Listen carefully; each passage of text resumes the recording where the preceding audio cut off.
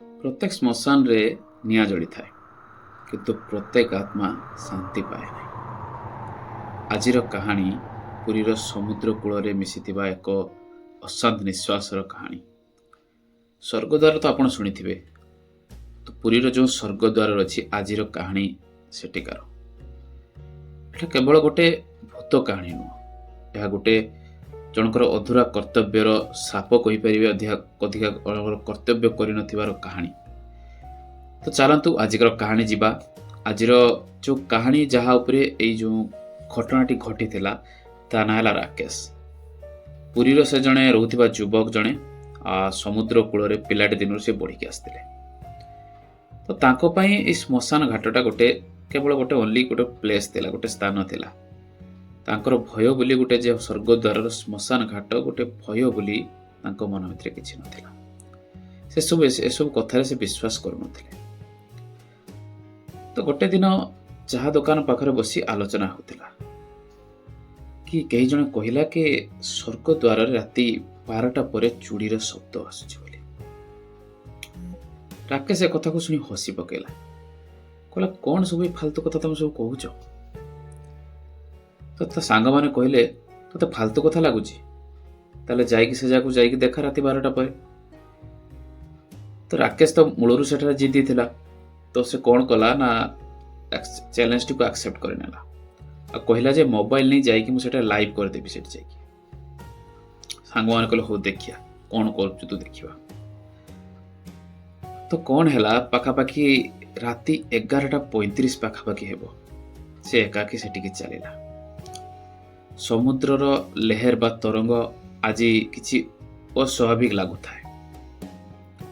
समुद्र घाटरे गोटे चिता मध्य जलुथिला आ धुआं आकाश को उड़ुଥାଏ।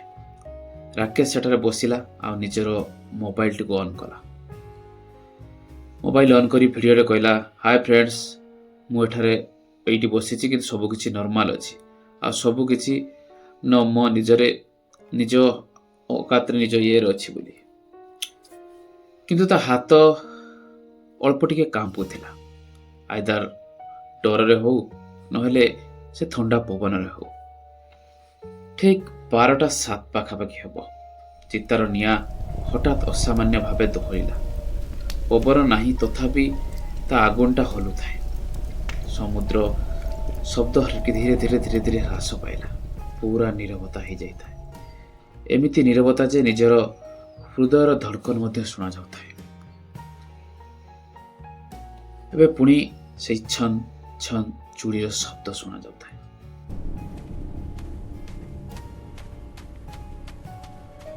राकेश धीरे किना घूरिला, देखिला केही नाहांती।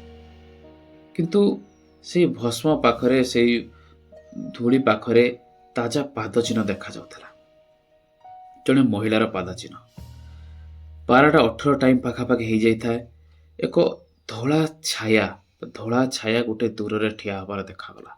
पवन नाही किंतु ता केशटा ता चुटी हलु थाए। से आगो को बिल्कुल आसु न थाए। से घुरु थाए, मने होउथिला किछि खोजुची बोली। राकेश कहला, किए सेटी, किए आपण? धीर स्वर रे सेपटू गोटे भयंकर आवाज आसिला। ए सब देखी राकेश हल्का टिके डरी गला। तार कला टिके टिके सुखी गला। से महिला एते एबे पूरा स्पष्ट भावरे धला साड़ी पिंदी मुह न लगेई सेमिति घुरी बुलु थाए। हाथ रे गोटे छोट माटीर पात्र थाए। से धीरे किने मुह उठाइला, देखिला बेलकु तार आखि ही न थाए। कला खाली गहर भितरे पूरा कला देखाउଥାଏ आखिटा। कहला, मो पुओ मते समुद्र को नेला नहीं। ता स्वर जेमिति गोटे अभियोग थिला, केवल अनंत प्रतीक्षा। एमिति लागुथिला कि जार जेमिति गोटे किछि आशा, किछि गोटे जिनिस ता मन भितरे जेटा कि ता घर लोबाले ताको पूर्ण करि नाहति बोली।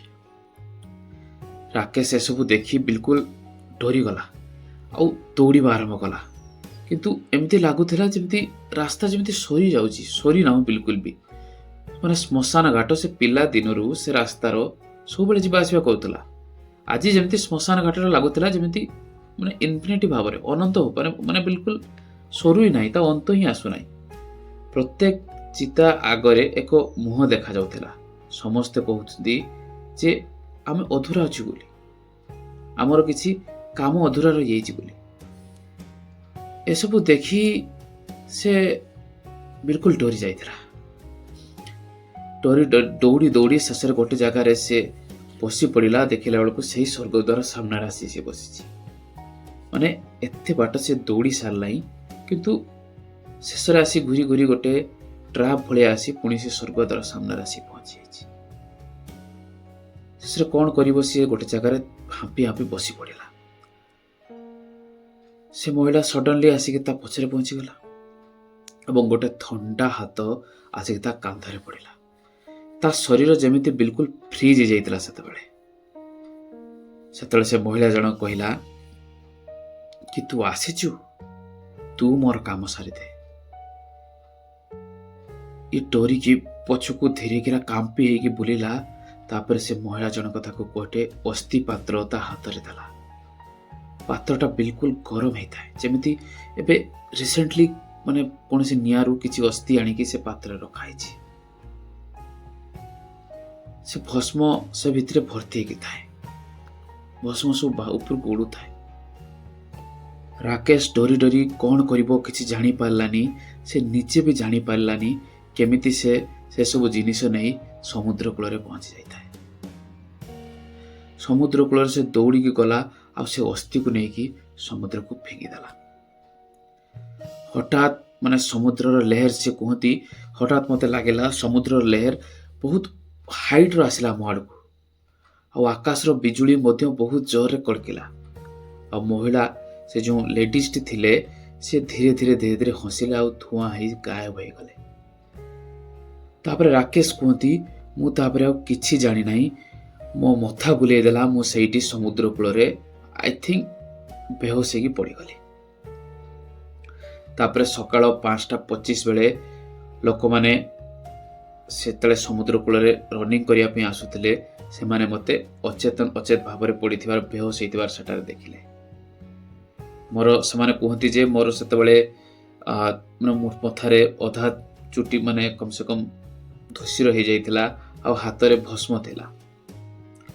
ମୋବାଇଲ ଭିଡ଼ିଓ ମୁଁ ଯେତେବେଳେ ଆସି ଘରେ ଚେକ୍ କଲି, ଯେ ମୁଁ ଯେହେତୁ ରେକର୍ଡିଂ କରୁଥିଲି ବ୍ଲଗିଂ ଟାଇପ୍ର, ତ ସେ କୁହନ୍ତି ଯେତେବେଳେ ଆସିକି ମୁଁ ଚେକ୍ କଲି ବିଲକୁଲ ଯେତିକ ରେକର୍ଡିଂ ହେଇଥିଲା ପୁରା ବ୍ଲାଙ୍କ ହେଇଯାଇଥିଲା। କିଛି ସେଥିରେ ନଥିଲା, କେବଳ ଗୋଟିଏ ସ୍ୱର ଲାଷ୍ଟରେ ଥିଲା ଯେ ଥ୍ୟାଙ୍କ ୟୁ ବୋଲି, ଧନ୍ୟବାଦ ବୋଲି। ମାନେ ମୁଁ ଏବେ ବି, ସେ କୁହନ୍ତି ମୁଁ ଏବେ ବି ଘର ଦେଖିଲା ବେଳେ ସେ ଭିଡ଼ିଓ ଫୁଟେଜ ମୁଁ ନିଜକୁ ଭାବେ ଯେ ଏତେ ମୁଁ ରେକର୍ଡିଂ କରିଥିଲି, ନିଜେ ମୁଁ ରେକର୍ଡିଂ କଲାବେଳେ ସେସବୁ ମୁଁ ଦେଖିଛି, କିନ୍ତୁ କିଛି ବି ନାହିଁ, ବିଲକୁଲ ବ୍ଲାଙ୍କ ଥିଲା। କିନ୍ତୁ ଗୋଟିଏ ଆବାଜ ଲାଷ୍ଟରେ ଥିଲା ଥ୍ୟାଙ୍କ ୟୁ ବୋଲି। କୁହନ୍ତି ଏଭଳିଆ ମୁଁ ଯେ ଜିନିଷ ଜୀବନରେ କେବେ ଭୂତ ବୋଲି ବିଶ୍ୱାସ କରିନଥିଲି, ସେସବୁ ଦିନ ସେସବୁ ମୋ ସହିତ ଘଟି ସାରିଲା ପରେ ଆଜି ବି ମୁଁ ସ୍ୱର୍ଗଦ୍ୱାରର ସେ ସମୁଦ୍ର କୂଳକୁ ଯିବା ପୂର୍ବରୁ ସେଇ କଥା ମୋ ମନ ଭିତରେ ଘାଣ୍ଟି ହେଉଥାଏ। ଆଜି ବି ଗଲେ ମୋ ହାତ ଥରି ଉଠୁଥାଏ।